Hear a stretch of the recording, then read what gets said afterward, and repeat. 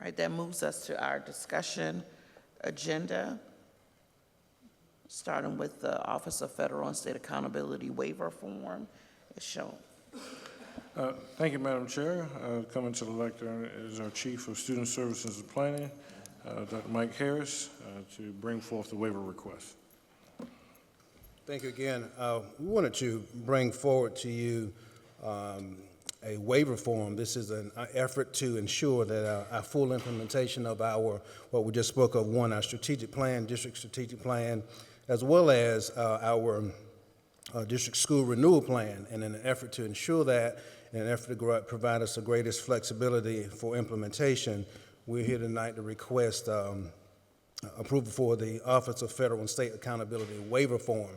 And to give you just a little bit of a detail on what that is and what it encompasses, I've asked Ms. Audrey Black to kind of give us that information.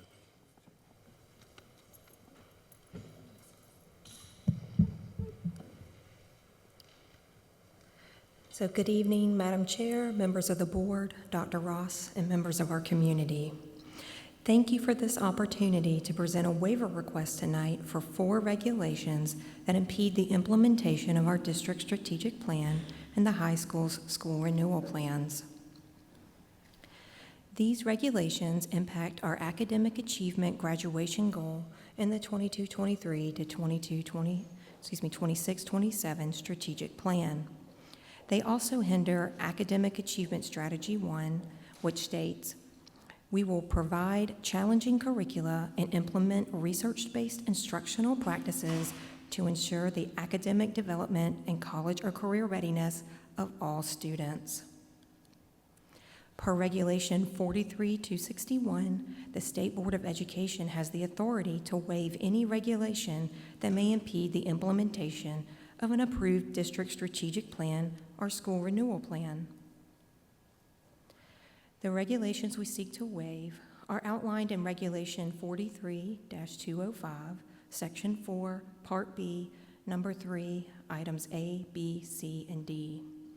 These regulations set limits on the maximum daily teaching load and class sizes for teachers of academic classes, limit the number of minutes a teacher may teach in a week, limit the number of preparations for teachers in a day, and establish maximum class sizes and daily student loads for PE, health, and music teachers. Recruitment and retention challenges continue to impact our district and the state.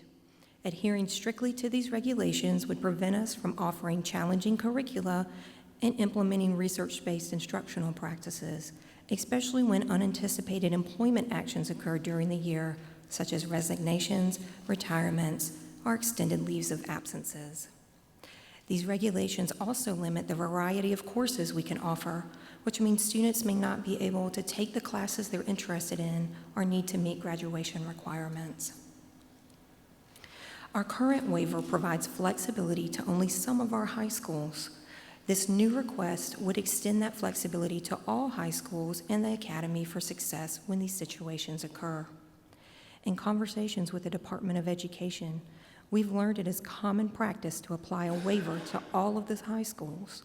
This approach prevents the need to seek board approval each time a similar situation arises at a different school. In your board packets, you'll find the administration's memorandum seeking your approval of this waiver request. If approved, we will submit the request to the South Carolina Department of Education for review by the State Board of Education. So I stand for any questions. Questions? Ms. Huddle? So if, I'm not sure all of them, if you go back to those,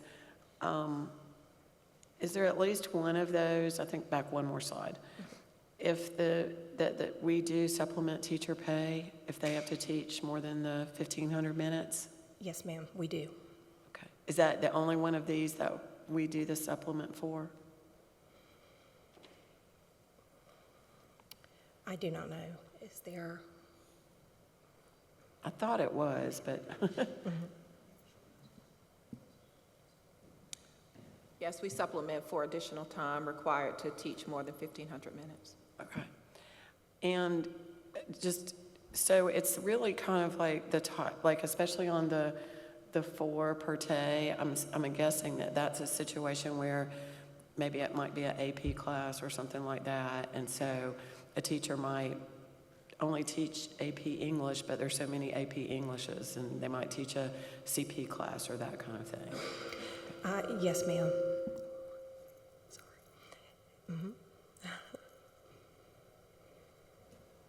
Anybody else? All right, thank you. Thank you.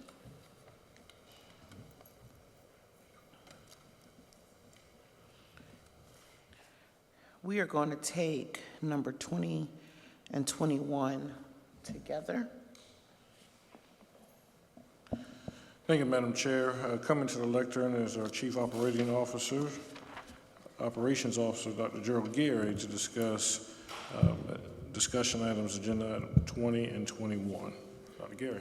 Thank you, Dr. Ross. Madam Chair, members of the board, I bring to you for discussion Board Policy KF, Community Use of School Facilities. Since our last meeting, I was able to follow up with Skidsbit. Someone asked that question last week, so I talked to Lyda Graham and asked about our premium. If we increase the usage of our facilities, will our premium go up? The answer was no.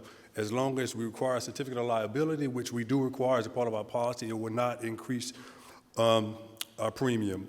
The second thing, last week, in a meeting with all principals and directors, all principals were given a survey to complete, asking a few things to help kind of guide this discussion and guide our decisions.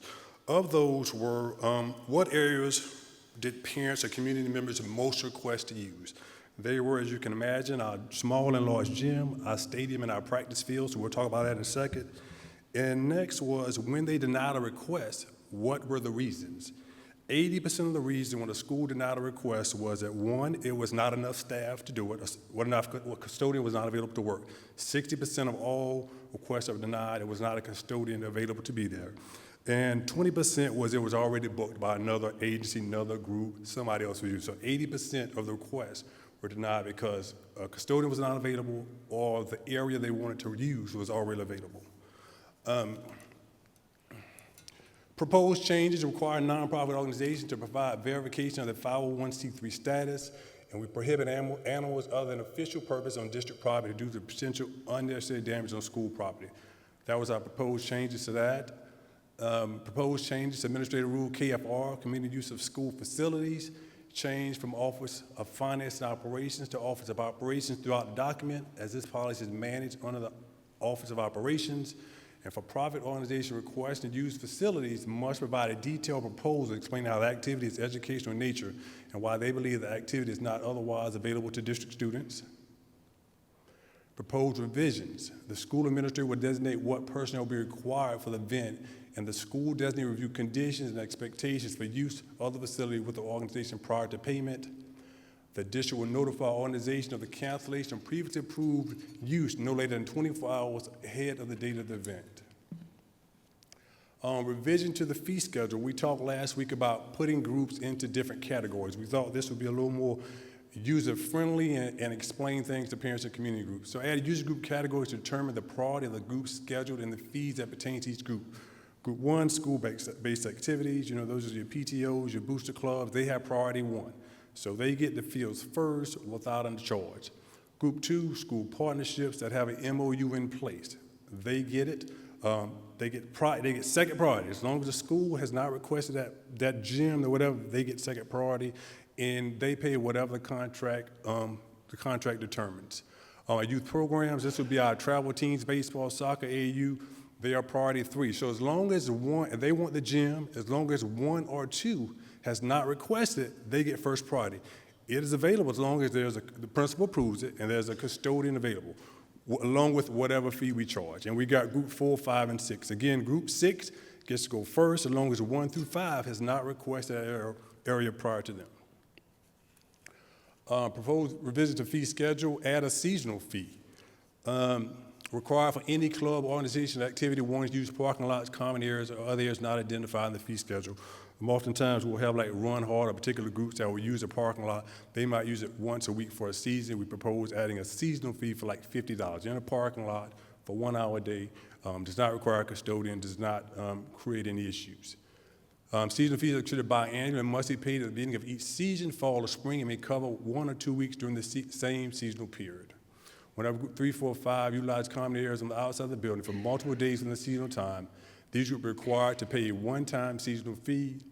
Common areas are limited to certain grassy areas, playgrounds, parking lots, or other areas approved by the Office of Operations. Note, certain areas within the district are considered not for use.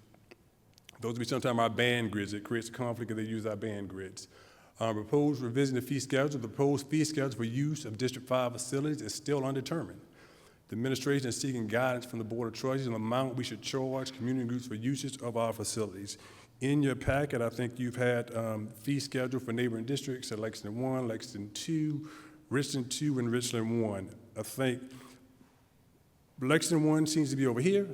The rest of the districts seem to be over here. There seems to be, in talking to parents and community members, there is a push or a likeliness to get closer to Lexington 1. What we learned from talking to our principals is oftentimes we can't find custodians to work these events. So we think touching the fees with custodians, personnel, we think that's a no-go. We already can't find somebody to get it. They get paid for 37 and a half hours. Most of these people or groups rent the event for 2 hours. So if they do that, they still don't qualify for overtime.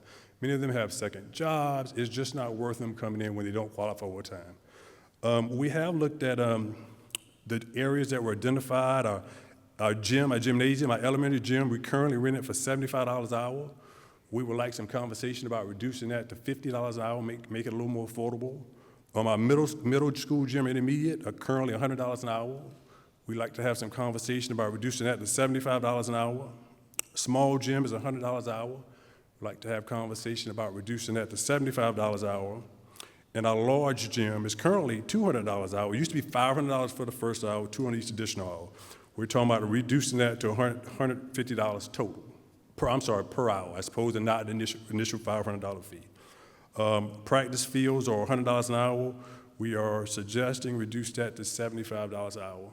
And I stand for questions and discussion. I like the price points. I feel like they're kind of comparable to what I've paid to rent the gym at like one of the neighboring parks for a birthday party or something like that. So I don't feel like it's unreasonable. You just shared the reasons why a lot of times it's unavailable, and we had a parent talk about that earlier. I'm not to create an extra step, but I do think that once we get this all figured out, it would be helpful to provide feedback to people on why, if it's booked, it's booked, and if we don't have a custodian, we don't have a custodian. But it seems to me like even if we get the price points better, we're still going to have an accessibility issue, because we're not going to suddenly have custodians that want to do this.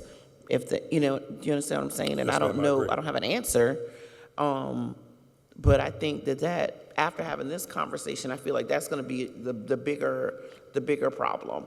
And so, that's probably a problem for another day, but it's just something I think we need to be thinking about. Ms. Otto? I was just wondering, would it be possible to pay I don't know what the HR rules are, but would it be possible to pay the custodian a stipend instead of factoring it into hourly or I not? almost asked that, but I just wasn't sure if it was okay, so I didn't. I can familiarize you with the wage and labor laws. Custodians are non-exempt employees. They qualify for overtime, so it would not be appropriate to give them a stipend for hourly work. Wage and labor laws require that they're paid hourly, and anything over 40 hours, they qualify for overtime. So if they work right now between 37 and a half and 40, they get their hourly rate, they just don't get overtime. That's correct. And Dr. Gary, that's for the reasons you said usually. Would it be possible, is there another employee that would be exempt in most schools that could be paid a stipend to do it? Dr. Turner.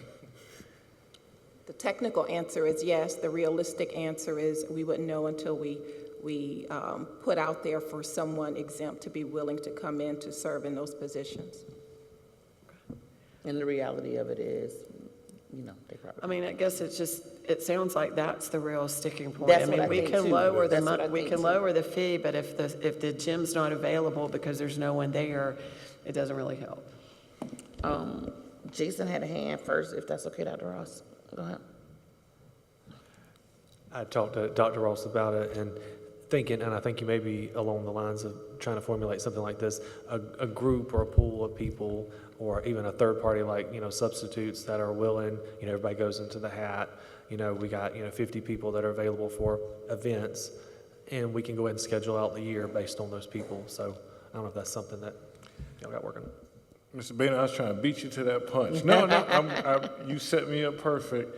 So I had Dr. Turner to kind of, we talked about what that pool would look like, and that would be through ESS. So if you wanted to kind of speak to what would be required for that. That would require ESS to recruit people just for the purpose of serving in those roles. I don't know with the reality of it not being consistent work, also it not being enough hours to accumulate a large enough pay, if we would be successful in recruiting people on an as-needed basis for a few hours in those roles. So we have had challenges when it's not consistent work at those wages for those positions. We talked about that, and so I wanted to just kind of tee that up as see what the options. One of the things I think is we can move our fees for the facilities closer to Lexington 1 to be affordable, which we outlined, but maybe a minimum hourly. So I think that may be a way to get out of this. It doesn't, but if those custodians know they will make overtime for these, it may increase that bucket there. So I see what you're saying. if they knew that they worked their full 37 and a half, now the issue is if the principal uses them for 37 and a half hours that week, and we do a minimum of 3 hours, you put that on the youth groups to pay, but that would only yield, was that a half hour of overtime? So we still go back into that notion. Now, if you did a 5-hour minimum, then we're getting cost absorbent to the youth groups or to our partners, and I'm sorry, to the youth groups, and but it would get those in there. So I think the longer term usages may help out with predictability, but that's something that we just wanted to share what we faced as we come up with this. But I think I really think it was brilliant to have the structure there, and we're going to bring back some fees for first reading that are more in line with Lexington, and then kind of look at options of at least minimums to try to get those custodians in that. A lot of them are saying they work extra jobs, and if they're going to leave or lose time at another job, they want to be compensated for it. Yeah, thank you. I have the same concerns. I think this will actually create a greater accessibility issue than what we currently have today. So along those lines, and regarding custodians, how, Dr. Ross, would they would not be required to sign up for this, correct? No, sir. And how, if they did or did not, how would that impact or affect their performance evaluations? So I'll let Dr. Turner handle that question. Their performance evaluations is an overall review of their performance of the job over time. So if they chose to participate in something optional or not, that would not impact their performance, and we would not take retaliatory action against them if they were unavailable to support this, since it is optional and outside of their standard work duties. Thank you. And Dr. Gary, how early can the facilities be reserved? Because I would imagine when you get into a larger group or greater demand, as demand increases with more accessibility, groups are going to start fighting early and earlier to try to get on the calendar for these facilities. How does that happen? What's the earliest that process can be confirmed? And then, how far out can they be booked? Because I would imagine some groups who are more determined would just want to get on the calendar for, reserve a whole block of time for as far as they can, whether or not that's an actual reservation at that point in time or not. How do we get around that? Well, we require a minimum of 10 days to reserve a facility, but there is currently, and don't quote me, but I think they can do it up to a couple of months in advance, but let me follow back up to give you an exact timeline. I think we may need to look at putting some time limits, because if somebody ties up the small gym for 6 months, we still only have one group using that small gym. And it creates issues for other people wanting to use those facilities. But I'll get back to you on that. Mr. Gary, do we still have the school park agreement? Yes. We do?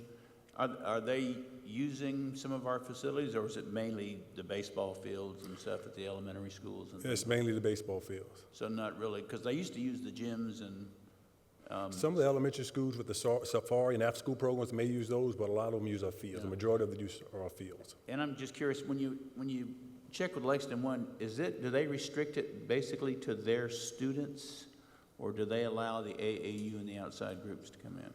I am not 100% sure, so I don't want to Yeah. speak to that right now. I can, just from my experience, I have a little concern with the outside groups, because people that are from the school, the student body tends to treat it like it's their school.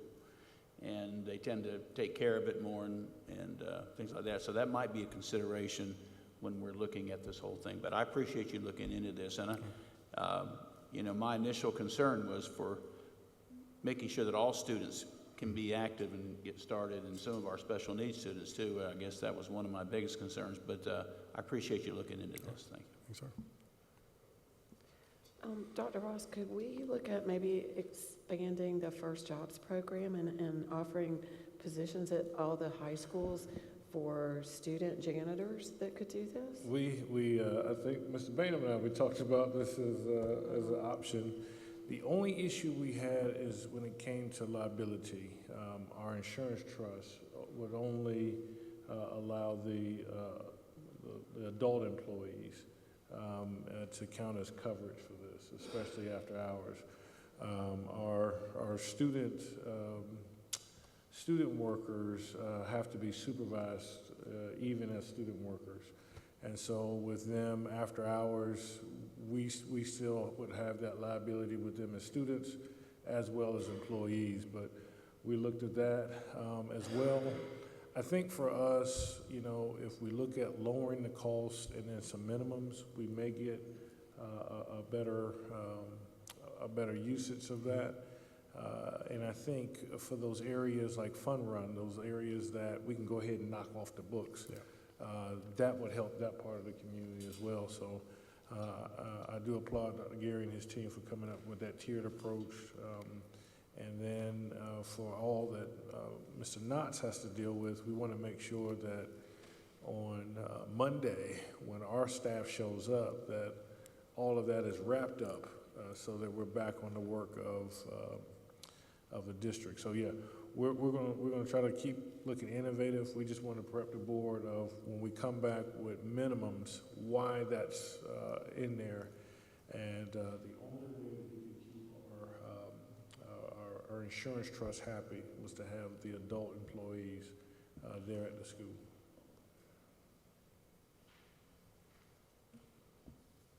Anybody else? So we'll have a first reading of this for Yes. further discussion at the next meeting? Yes, ma'am. All right, thank you, Dr. Gary. Ms. Snipes, I move that we adjourn. Do I have a second? Second it. All in favor? All opposed? And the motion carries 6-0. Y'all have a good night.